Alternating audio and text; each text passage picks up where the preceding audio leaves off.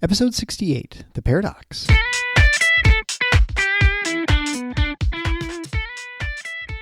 Welcome to The Paradox with your attending Dr. Larson. He is a practicing anesthesiologist and clinical assistant professor at Michigan State University College of Human Medicine. Listen in as he takes you behind the scenes of what practicing medicine in today's ever-changing world is like with another doctor. The Paradox is a fun and accidentally informative show for physicians, patients, or anyone who has ever found themselves in a waiting room.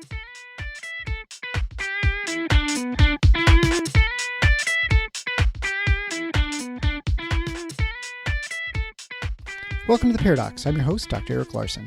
Thanks for joining me as we explore the U.S. medical system in a fun and informative format through expert analysis. Today's expert is Dr. Rudrani Banik, a neuro-ophthalmologist in New York City. Dr. Banik is a board-certified ophthalmologist, fellowship-trained in neuro-ophthalmology, and functional medicine expert. She graduated from Brown University, did her internal medicine training at Mount Sinai in Miami, before her specialty training at UC Irvine and fellowship training at Johns Hopkins. After working as an academician at Albert Einstein College of Medicine in the Bronx and New York Eye and Ear Infirmary of Mount Sinai, she began a private practice called Envision Health NYC, although she still does teaching and research. I think you'll find her journey to private practice as interesting as I did. How she set up her medical practice to treat patients and why she chose not to accept insurance.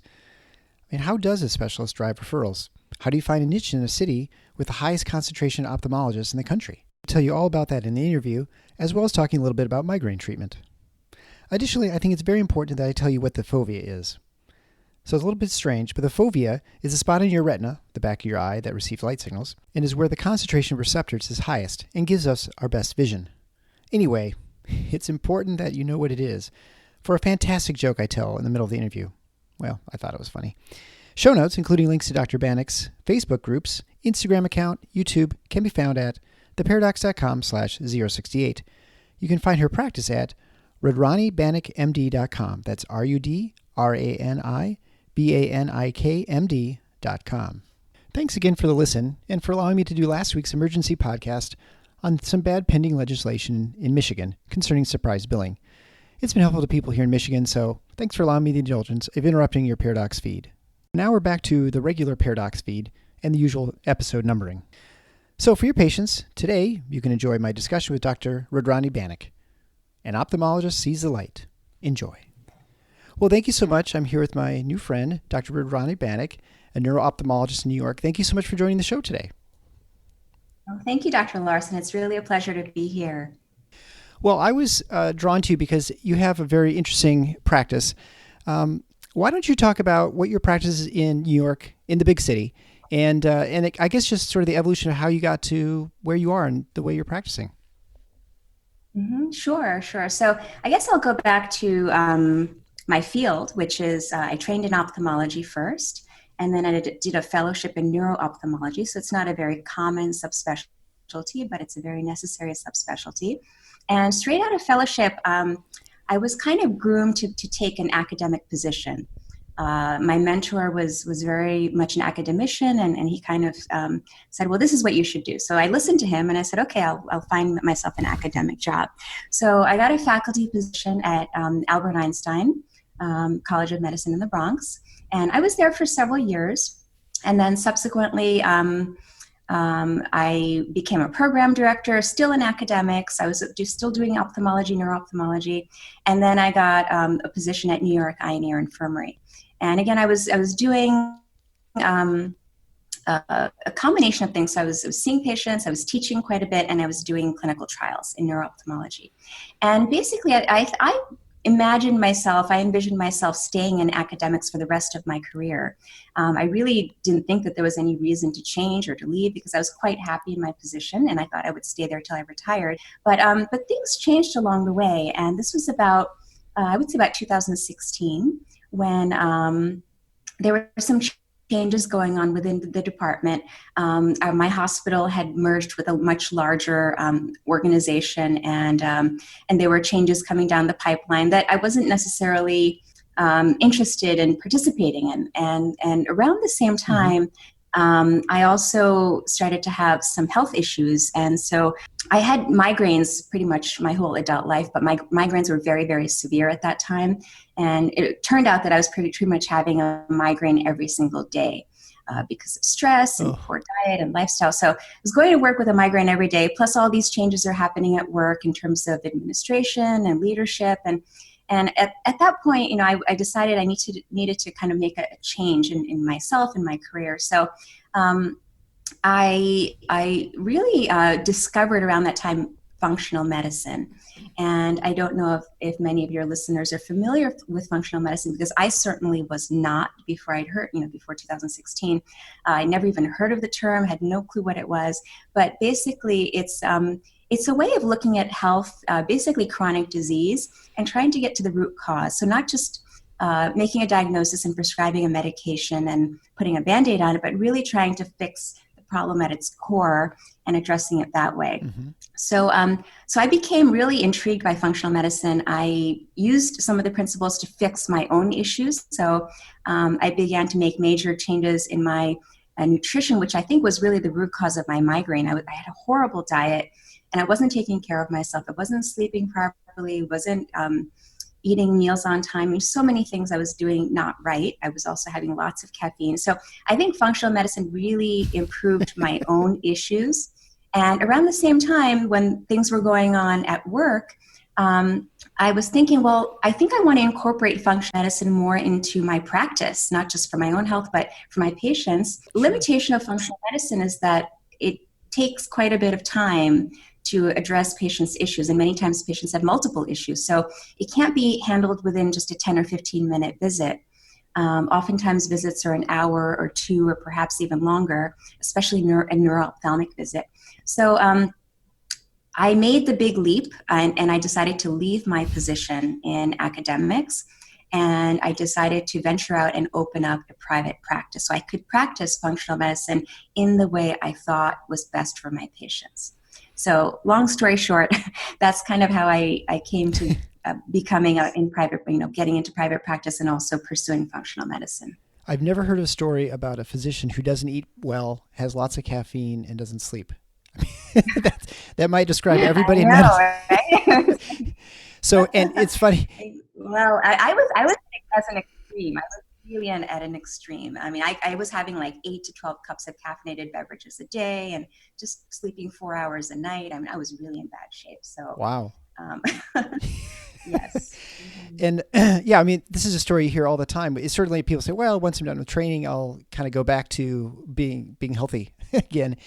And, once habits form, they're tough to break, right? I mean, I think that's probably the biggest challenge when it comes to functional medicine, or sort of basically you're just changing someone's lifestyle entirely, right? And saying, we're going to try and figure out what's going on. And then we have to fix your habits. How do you go about that with patients is the hardest part convincing that there's a problem, or that you kind of guessing what the problem is, or how do you sort of work that investigative sort of detective work? I think I actually have, how should I put this? A benefit in that because I'm in private practice, patients actually seek me out. And what's happened is that they've gone to other doctors, perhaps other ophthalmologists and neuro-ophthalmologists, and they have not gotten better. They still have the same symptoms. They're not feeling better. They're not seeing better, or they're still getting headaches. And so they've failed other treatment regimens, and they are looking for a better way to approach their problem. And so when they come to see me, they're already in the mindset where I need to fix this, and I need to find a doctor who's going to guide me to fixing this. So I think emotionally, spiritually, they're already in terms of that. There has to be a team effort in terms of fixing that root cause. And, many of these patients are willing to make major changes, whether it's their diet or certain lifestyle patterns that they have, their sleep schedule, their travel schedule, their work schedule, whatever it is. Many patients have gotten to the point where they just can't go on the way that they've been doing. So I think I'm at an advantage in that situation because patients are already primed to come to see me. There are still challenges. I mentioned, as you mentioned, diet is so difficult to change and to break those habits. what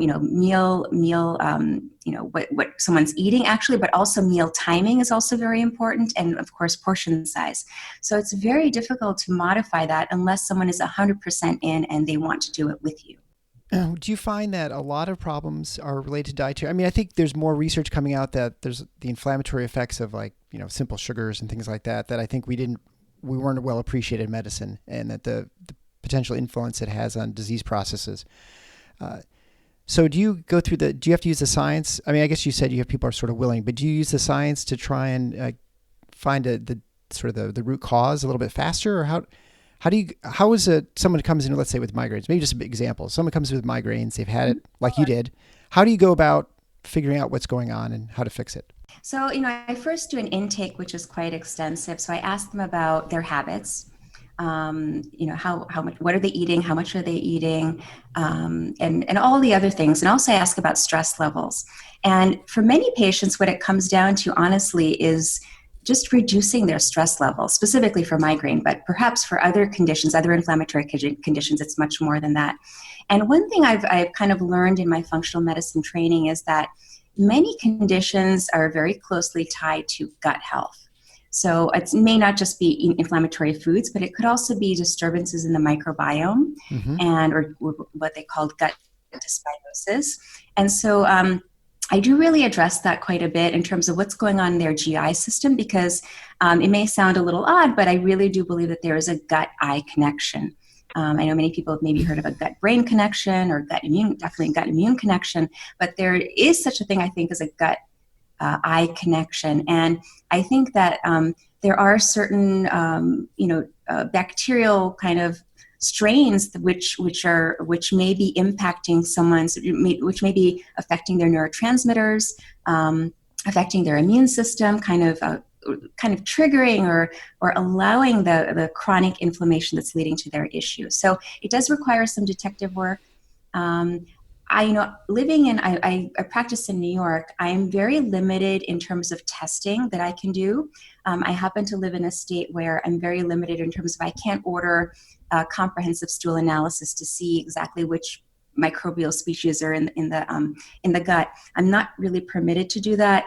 I'm not really permitted to do food sensitivity testing. So I'm limited in my testing. So I really base a lot of my diagnosis and treatment decisions based off of clinical history, really. Wow. Now, when you say you're limited by testing, is that the testing exists, but by specialty, you're not allowed to test for those things? In New York State, certain tests are disallowed at a state level. And so if you wanted to, for example, order a specific test which is not within the limits of what New York State allows, you'd have to get a special permission from Albany, basically. So it's a very interesting situation. I don't know how many other states are in this in this conundrum, because it is really a conundrum. I'm not able to freely order what I think the patient may need, and it's actually sometimes quite difficult for patients, and I end up sometimes having to send them to neighboring states. So I will send them to either New Jersey or even Connecticut just to get the testing done. And it's mind-boggling that I can't order in my own state. I wish I actually had licenses in those states. Maybe I should get licenses in those states so I can order the testing myself. But it's a tricky situation, and it's not by specialty. Interestingly, it's an across the board rule or law, I guess. So someone just decided we're not going to allow this certain test to be performed in the state of New York for some reason. That seems very. I mean, yes. All the states are weird. I mean, in the sense that there's a uniqueness to every state and sort of their laws, and whether it comes to certificate of need but this is a new sort of thing. I've never heard of this before, so that's very interesting. Lab requisition forms, they'll actually have, they'll list all the tests that they offer, and they'll put a little asterisk right next to there, and then on the bottom they'll say not available in New York State. It's quite interesting. So I've got 3 people at my house who deal with migraines, and sometimes pretty bad. And there's one's a senior in high school, and others in 8th grade, and then my wife's had them since she was 3. And there are always some triggers that are obvious and others that are not quite so much. I know you have, I think you've got a large selection of ebooks that you have published or have available on your website, and one of them is on migraines. Can you sort of walk through what's in the ebook and sort of what kind of information someone might gather from there? That'd be helpful. Sure. So an ebook, it's a short volume. It's not a very extensive text. It's usually something in the order of anywhere from 10 to 50 or 75 pages.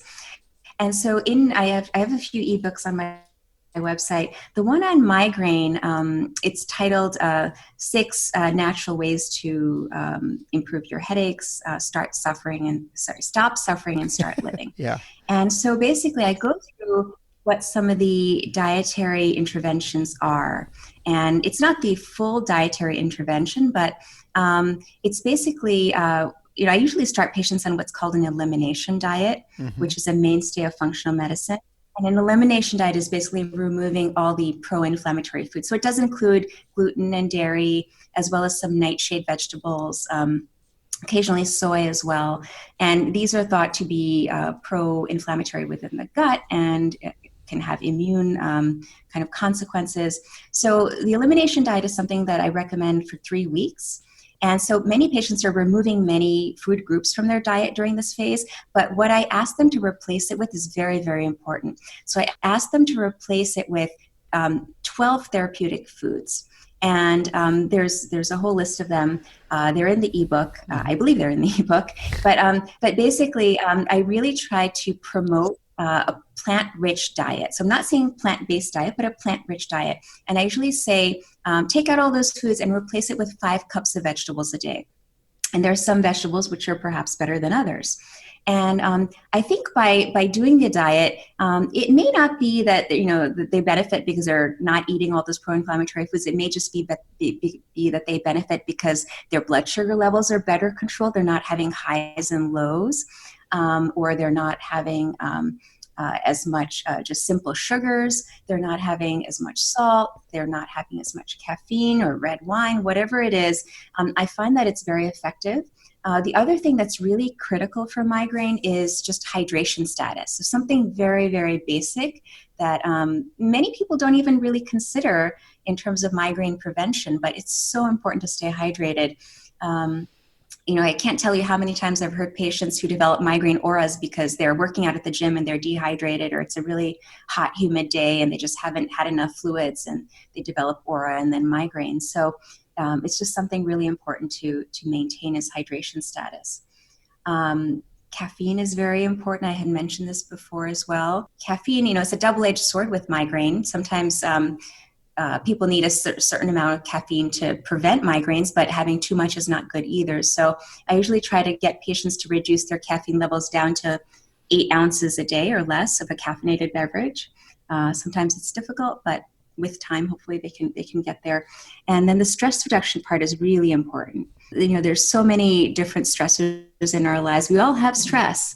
It's an inevitable part of living, but it's really how we respond to that stress that's important. So, whether it means doing meditation or listening to music or doing some form of exercise or just spending time with friends or family, whatever, the method is, that the person finds would be most helpful is what I recommend. So it does require a little bit of kind of coaxing of patients, so what do you enjoy? Maybe you can incorporate some of these things more into your life, and hopefully, their situation gets better with time. Yeah.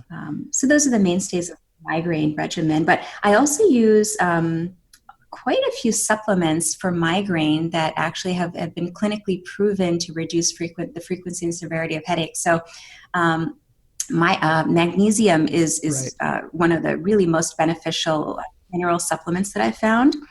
And there are different formulations of magnesium I find to be more effective for migraine. So the chelated forms that are the amino acid chelated forms, such as magnesium glycinate or magnesium threonate.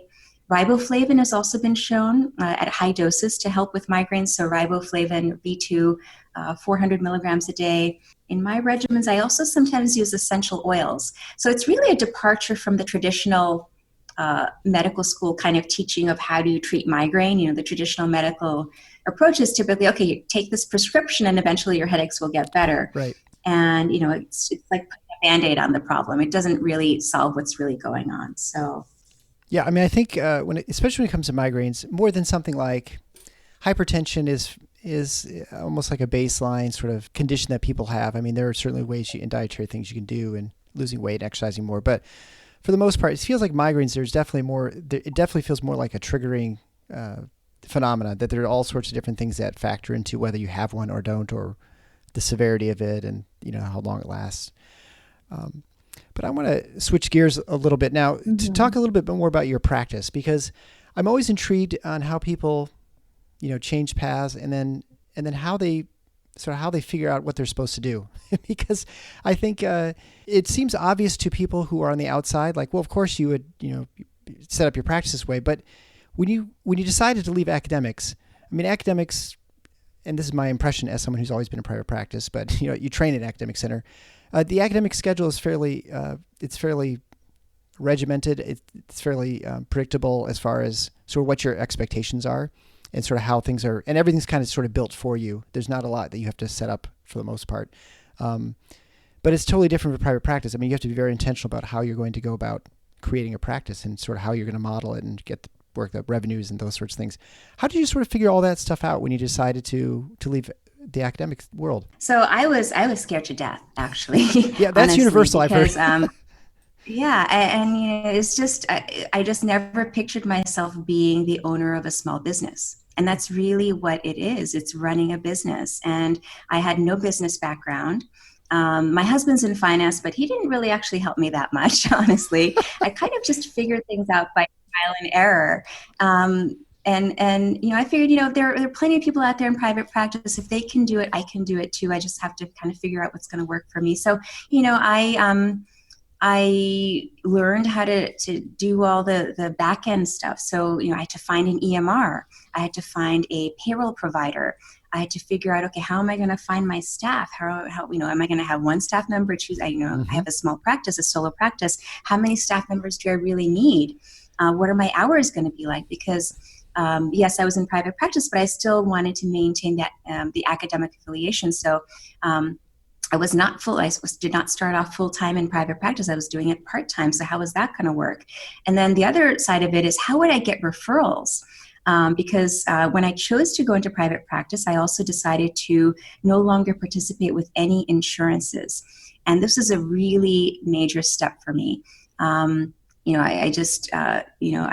did not want to have my previous patients feel as though I was just leaving and kind of leaving them in the lurch without any follow-up care. But I decided to go fee for service, so cash only, primarily because I did not want to deal with all the billing right. headaches and potentially get audited, because I was using, in terms of the coding, the CPT codes, I was using high-level codes for most of my visits because they are quite complex, especially in neuro-ophthalmology, and I did not want to get audited.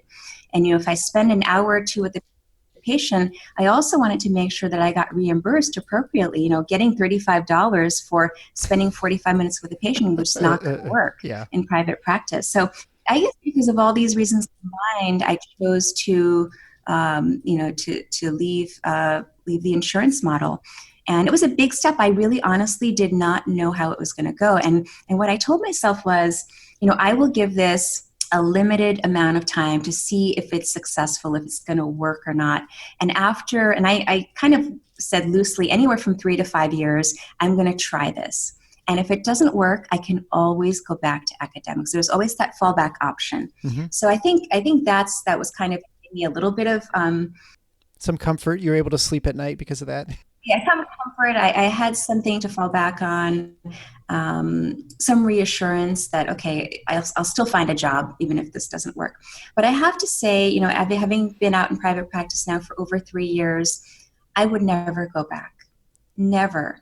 Because, yes, there are small headaches in terms of running a business. Sometimes there's staffing issues or other issues that I previously did not necessarily have to deal with. But having the flexibility to do what I want to do, to practice the way I want to practice the way I wish I would like my patients to get that kind of service, I don't think I could go back at this point. And it's not just the functional medicine component. I think overall, even if I went back to practicing straight ophthalmology, not even neuro-ophthalmology, I don't think I could go back.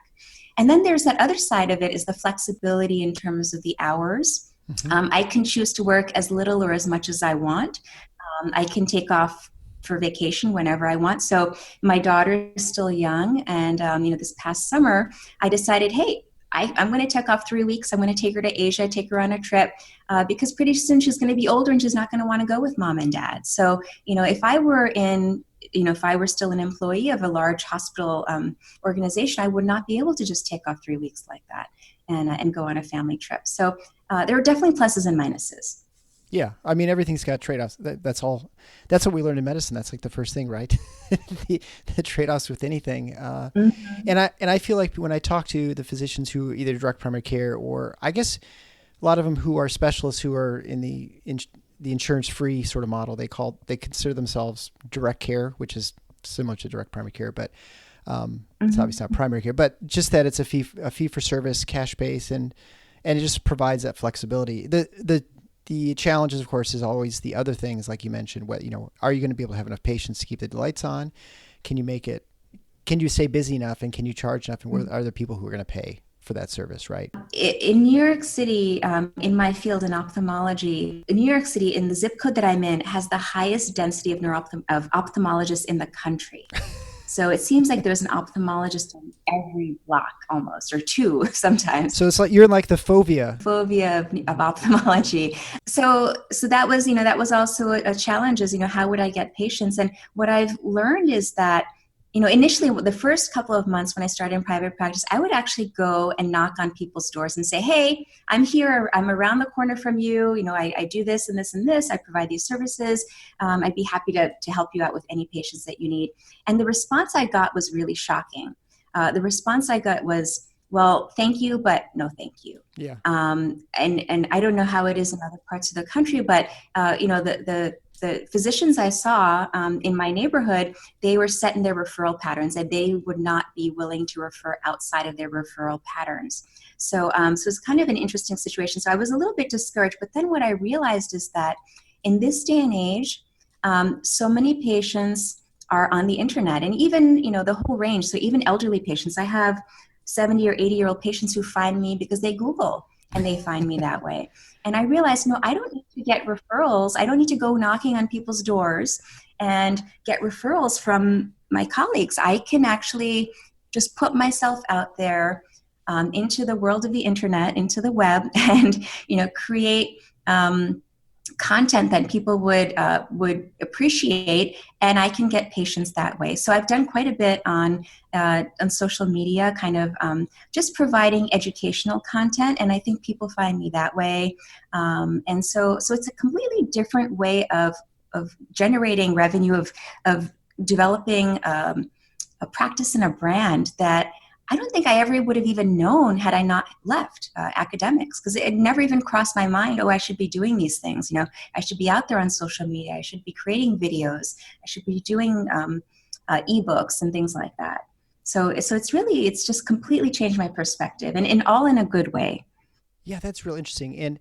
And I think most physicians, that's probably safe to say, like you mentioned yourself, don't ever think about branding, and they don't think about sort of, producing content and sort of things to drive eyeballs to, no pun intended, to them and their practice, right? No pun intended.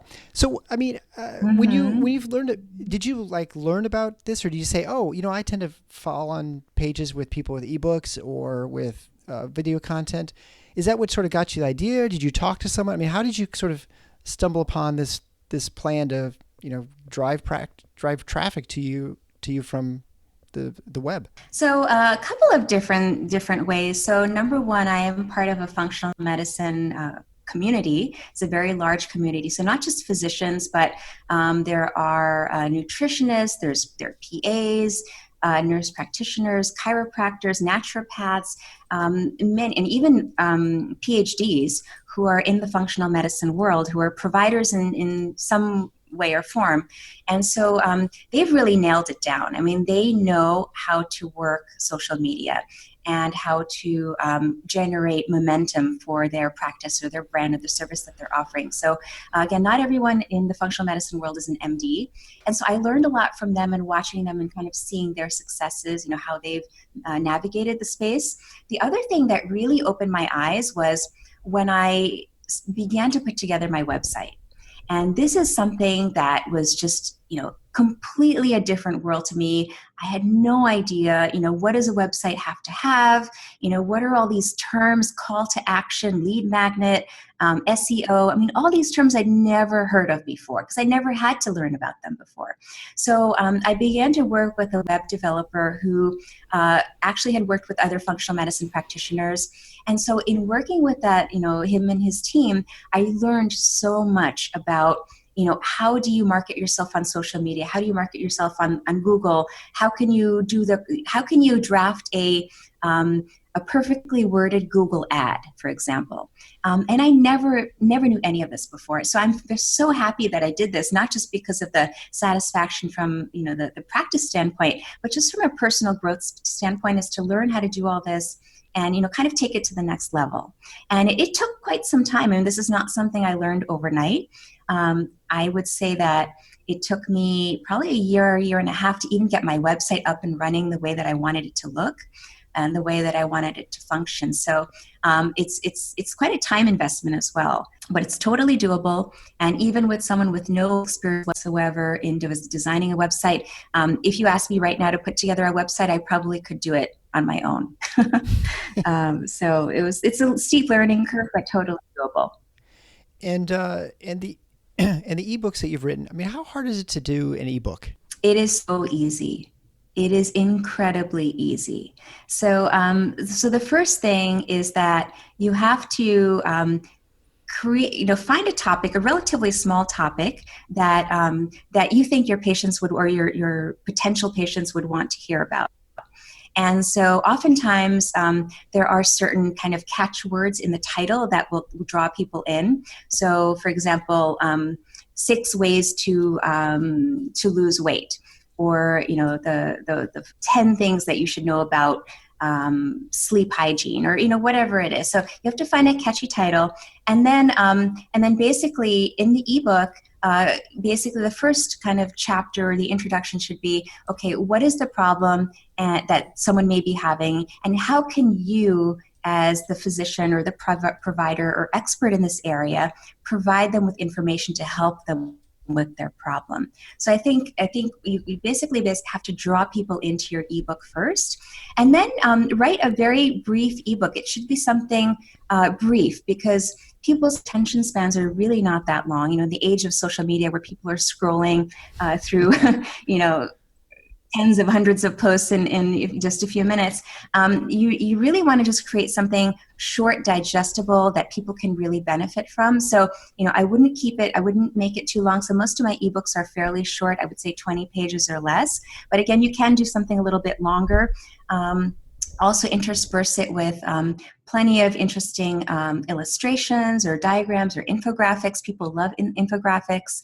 And then at the end, have a call to action, which is basically what is the next step the person should be taking after reading your ebook. So maybe it's calling your practice for an appointment, or maybe it's doing a phone consult with you, or a telemedicine consult with you, or maybe it's purchasing a product that you've developed or you would like to promote.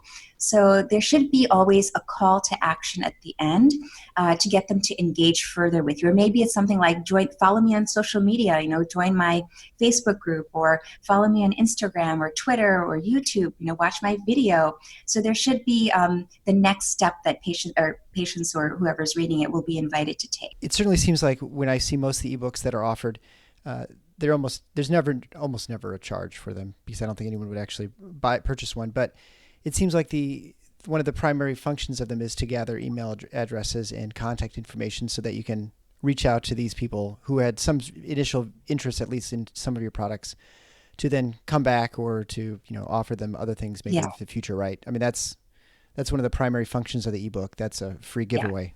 Yes, and then as you're completely right. So In most cases, it's completely free of charge. And the purpose for most ebooks is to gather emails and to create an email list. Now that's a whole different, aspect of it is how do you manage that email list and what do you do with that email list? But it's to kind of, create a repository of names of people who may want to do business with you or may want to come see you in the future. What can you explain to what your daily practice looks like? I mean, are you, assuming this is like a regular work day, are you seeing patients, all new patients? Are they chronic patients? Are your patients paying like a membership fee, or is it just always a per visit fee that you charge? So I have a fee structure, which is basically, it's very straightforward. It's a flat fee. So there's a certain fee for every new patient, and there's a separate fee for every established patient. Occasionally, I do offer discounts. If it's someone with Medicare who really needs to see me or who I've seen before, I went into private practice, I will offer them a discounted rate, or a Medicaid patient, for example, that I know very well, I will offer a discounted rate. And I wish I could do a membership model, but in ophthalmology, it's quite difficult to do a membership model. So I think that is probably more amenable to primary care providers. But I have many colleagues who do membership models, and it works wonderfully for them. So it is something that works quite well. And then so basically, I have in my practice, I see probably the maximum would be about 15 patients a day. And I have new patient slots, which are 1 hour, though even in most cases, the appointment is much longer than 1 hour because there's testing involved as well. But usually the face-to-face time with me is anywhere from 45 minutes to 1 hour. Established patients are half an hour slots. And that also, it's usually more than that the patient is actually in the office because they're getting testing done. And then, so I do schedule patients. I try to squeeze in as many patients in one day as possible because I actually have decreased my time in private practice because my research responsibilities had kind of geared up over the past 6 months to 1 year. So temporarily, I actually cut down on my private practice time. So I was seeing patients about 2.5 days a week. And now I'm only seeing patients 1 or 1.5 days a week. So it's significantly limited compared to what I was doing before. And again, it's because of the research component right now. And it's definitely a balance between everything. So I felt as though in order to still provide the same quality of care, I didn't want to compromise that by trying to see too many patients in 1 week. Yeah, well, and I mean, the nice thing about it, whether you're changing your fee structure or your hours, you can flex up and down because you are your own boss. And so obviously you have the ability to do what you want. The last question I had is about referral patterns. And one of the things that I know I've talked to other docs who've decided to go out on their own or their fear is, today's day and age, most physicians, especially primary care physicians, are in some sort of network. They're either within a hospital system. And so the referral pattern generally is, I guess you can't say dictated because that'd be against the law, but for the most part, we all know that it actually is, it is like you have to stay within the network, right? You have to, otherwise it's called leakage, or there's some other term where you suddenly are not sending your patients to the orthopedic surgeon within your group, or the neurologist, or whoever it might be, the specialist. Do you find that patients are just, because I think, ultimately patients have the choice. They can say, well, I really don't want to, I want to leave this, this medical group or whatever, and I want to go outside to see so-and-so. Is that where you're getting your patients, that people are just still telling the primary care docs, I'm just more interested in going to see Dr. Banik because I think she might be able to treat me better than the neurologist you're going to send me to? Absolutely. I think patients are advocating for themselves when it comes to going out of network or seeking a fee-for-service provider. And as I was mentioning before, I am usually not the first ophthalmologist or neuro-ophthalmologist they've seen. I'm usually the second or third or sometimes even the fourth, because they're just not happy with their care elsewhere. So they're looking for a solution. And the other thing that they're looking for is, I think they're looking for someone to really just listen to them. And because I do have the time, I have the luxury of the time to listen to them. My visits are not rushed because I'm not in a system where I have to generate a certain number of RVUs, within a certain time frame. I can spend that time. So I think patients, that's why they're willing to invest that money, because they realize the value of the care and the type of service that I provide. And again, it's a choice that the patient ultimately makes, and regardless of what their primary caregiver or their gatekeeper, whatever you want to term it, that provider is saying. Many patients will seek me out, and oftentimes, I definitely communicate back with either the primary or whoever had referred the patient, or any other caregivers within the patient's team, and I think they really appreciate the feedback and the notes that I write, because they're quite extensive. So I think if a patient does decide to go out of network or with a provider who's not traditional within their circle, their provider circle, it's still important to stay within the team and really to engage with the other providers. So I think it's something that's really critical for if someone's considering doing this, to take that step and go outside of the traditional healthcare system. That's something that they really should keep in mind. Very important. Finally, looking back to when you were practicing, say 5 years ago, how much better do you think you are now as a clinician and as a doctor than you were back then? So I think every patient I see makes me a better doctor, actually. Sure. The more experience that I have, dealing with various manifestations of the same condition. So, we talked about migraine before. There are so many manifestations of migraine. Yes, there's the typical migraine with aura, but there's so many other things people can have. And the more I listen to patients, I'm learning more about how it's affected their life, how, what specific types of symptoms they have. I think my clinical acumen has improved, but also my people skills have improved significantly. I provide them with, it's really a team approach. I collaborate with the patient for their care. I advocate for them. So I think that's something that has developed in a way that I would not have been able to do in my previous position in academics, because I can really go deep and I get very, very close to my patients. So I think overall, my relationships with patients are just so much stronger and closer knit. And, many times they'll come and ask me questions that are beyond my realm of expertise. I had patients who ask me, Dr. Banik, I'm going to get this dental procedure done. What kind of anesthesia should I have? And, I just say, well, I don't know.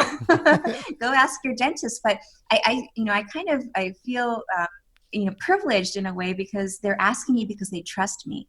And they trust me in a way that, they trust my opinion beyond what I already can provide for them. So I really cherish that, that kind of relationship. And so, again, it's just made me a better physician all around, I think. Yeah.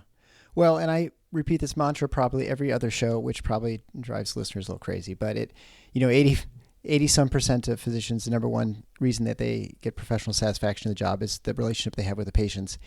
And this just shows you that you can actually be a specialist and get to know people and actually provide and establish that relationship. To all those who are primary care and think you're the only ones who have relationships with patients, it's not true. I can, even as someone who does see someone for a couple of minutes doing anesthesia. Well, it's been a delightful discussion. Thank you so much for being on with me. If people want to find out more about you and what you're doing and what you're writing and all the ebooks and things, is your website the best place to go? Absolutely. So please visit my website. There's a contact me page. So if you have any questions, please feel free to reach out, or you can just email me. Actually, I'm very open to receiving emails. And if anyone has any questions about anything we've talked about, I'd be happy to answer and help out. If you need advice about social media, I'd be happy to do that. Very, very happy to share what I've learned over the past 3 years, which has really, tremendously changed my life and made it so much better in so many ways. So, but thank you so much. I really, really enjoyed being on your show, Dr. Larson. It's really been a lot of fun, actually, talking about these topics. Yeah, my pleasure. It's been a great time. Thanks again, Dr. Banik, and have a great evening. Oh, thank you so much. Thank you.